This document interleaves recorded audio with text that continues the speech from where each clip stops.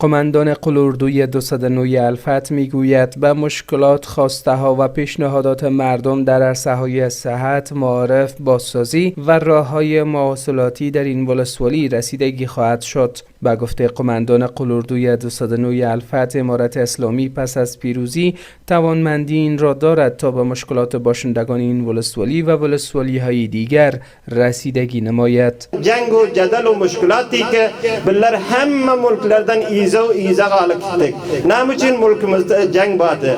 من الحمدلله یعنی تور دای بولیاری که جنگ خلاص بولده رو به ترقیات گید پاریوس شل حالتمز دوام اد برابر گون اتش بلن انشالله ترقیات و پیشرفته و هر بخش پیشرفته بلاس انشالله.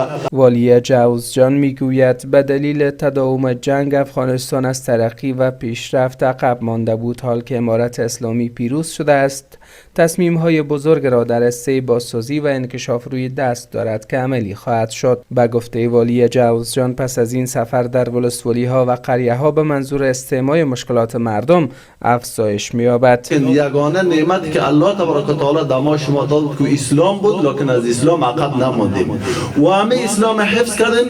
امروز امارت اسلامی افغانستان در سطح افغانستان الحمدلله قائم شد و در فرصت‌های بعدی در آینده‌های نزدیک انشالله تمام چیزی ما شما روش به ترقی میشه. تعلیم تربیت ما روش به ترقی میشه، اقتصاد ما روش به ترقی میشه انشالله و دیگه نوسازی و بازسازی رو به ترقی میشه.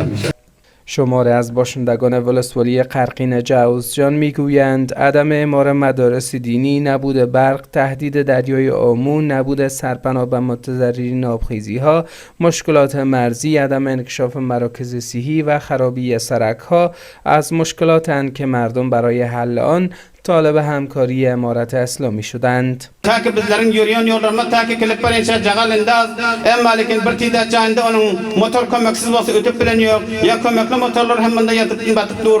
Şunun şekilli müşkilatlar onu şamak onun intikal verip teklif و مشقت bizlerin ahalilerimiz giriftar.